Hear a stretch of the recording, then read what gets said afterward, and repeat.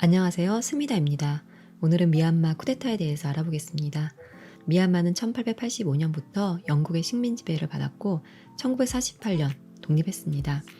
미얀마에서의 군부는 건국과 독립은 물론이고 이후 국정을 주도한 정치 세력으로 그만큼의 지분을 행사해 왔습니다.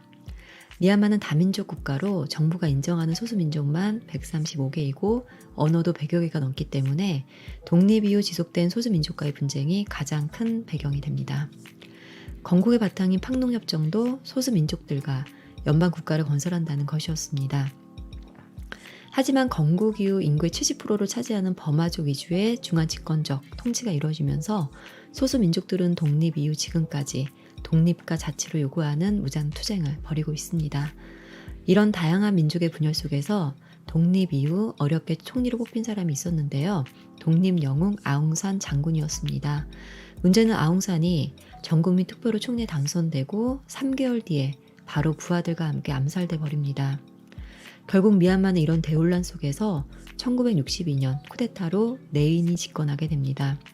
네인은 이른바 버마식 사회주의를 이룩하자며 경제를 국유화시키고 세국 정책을 펼치며 화폐 발행, 아편 물거래 등 결국 버마는 세계 경제에서 고립되게 되었고 아시아 채빈국으로 전락하게 됩니다. 1964년 군부는 세금을 포획할 방법으로 화폐 개혁을 했습니다. 실제로 시행 후 많은 국민들이 세금 폭탄을 맞았고 군부는 굉장한 세수 확보에 성공했습니다. 화폐 개혁으로 큰돈을 획득한 군부는 1987년 9월에 화폐 정책을 또다시 발표합니다. 이에 국민들은 반발했고 대학생부터 승려까지 모든 사람들이 길거리로 쏟아져 나왔습니다. 군부에 대한 불만이 고조되면서 1988년 8월 8일에는 8888 항쟁이 일어나 반정부 민주화 시위가 격렬해졌고요. 그렇게 되니 국민 3,000명을 군부는 길거리에서 총살해 버립니다.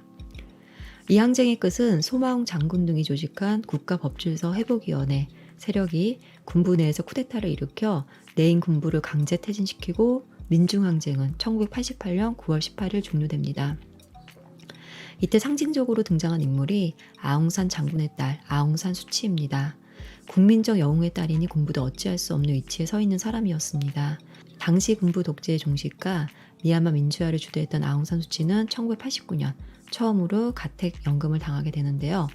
가택연금 상황에서도 1990년 총선에서 수치가 결성했던 NLD가 압승을 하게 됩니다.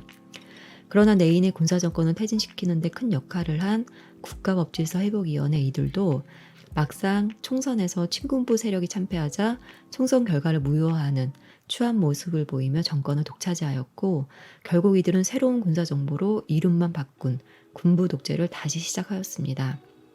군부는 선거 결과를 무효화시키면서 민주화의 핵심 인물인 아웅산 수치의 가택연금을 연장했고 아웅산 수치는 2010년 11월 13일까지 15년이라는 어마한 시간 동안 가택연금 상태로 지내야 했습니다.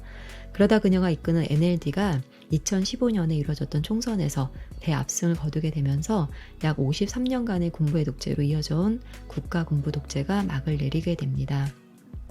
하지만 2008년에 군부 정권에서 정해졌던 헌법에 따라 상하원 의석의 25%는 군부가 차지하게 되어 있었고 국방부, 내무부, 국경경비대 등 국가의 중요한 3개 부처의 장관 지명권 또한 군부에게 있었으며 헌법 제정을 이룬 데 의원 75%의 동의를 받도록 해 헌법 개헌을 원천적으로 봉쇄하도록 했습니다. 총선의 압승으로 군부로부터 벗어났다 생각했지만 미얀마는 사실상 군부의 이런 장치로 문민정부로 출범하지 못한 채 그렇게 세월을 보내게 됩니다. 그런 가운데 군부는 올해 2월 1일 쿠데타를 다시 일으키게 됩니다. 지금부터 이 영상을 찍게 된 이유인데요. 그럼 이번 쿠데타의 원인은 무엇일까요? 그 이유는 작년 2020년 11월 8일에 치러졌던 총선에서 아웅산 수치가 이끄는 NLD가 전체 선출 의석 476석 중 396석, 즉 83.2%를 거둔 압승을 했고 이에 군부는 유권자 명부 860만 명가량이 실제 차이가 있다고 주장하면서 부정선거로 몰고 왔습니다. 21년 1월 27일에는 헌법을 폐지시킬 수 있다고 발표합니다. 1월 30일에는 세계 다른 외교 사절단의 표명들에 의해 군부는 헌법을 준수하겠다 하였지만 결국 이틀 만인 2월 1일 쿠데타를 단행하게 됩니다. 그리고 아웅산 수치는 또 구금을 당하게 됩니다. 결국 군부 쿠데타에 항의하며 구금대 아웅산 수치를 석방하라는 대규모 시위가 2월 6일 미얀마에서 이뤄졌고 시위는 점차 확산되어 2월 22일에는 2222 시위가 일어납니다. 이 시의 명칭은 88년 8월 8월이었던 8888 항쟁에서 모티브를 따서 2021년 2월 22일에 들어간 2의 숫자 5번을 의미합니다. 쿠데타 이후 최대 규모였던 이날 시위에 트위터, 인스타그램 등의 SNS에 2222 레볼루션이라는 해시태그를 달았습니다.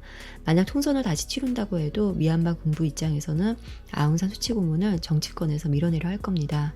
실제 미얀마 정부는 아웅산 수치 고문을 재판에 넘겼습니다. 혐의는 수출입법 위반이고요. 자금 무전기 등 여러 무선 장비를 불법 수입하고 허가 없이 사용했다라는 겁니다. 미얀마 현지에서는 군부가 아웅산 수치 고문을 축출하기 위해 반역죄로 기소할 것이라는 우려가 커지고 있습니다. 국무부는 이번 사태를 쿠데타라고 규정했습니다. 하지만 중국이 쿠데타에 대해 미온적인 입장을 보이면서 유엔 등 국제사회는 쿠데타를 정면 비판하는 성명조차 내지 못하고 있습니다. 미얀마 접근 국가로 미얀마 최대 교역국인 중국의 속내는 이 사진 한 장이 잘 말해주고 있습니다. 미나앙 홀라인 최고사령관과 중국 왕이 외교부장이 만난 이 장면은 국제사회가 공통의 해법을 찾기가 쉽지 않다고 말해줍니다. 그래도 최근 희망적인 소식이 있었는데요.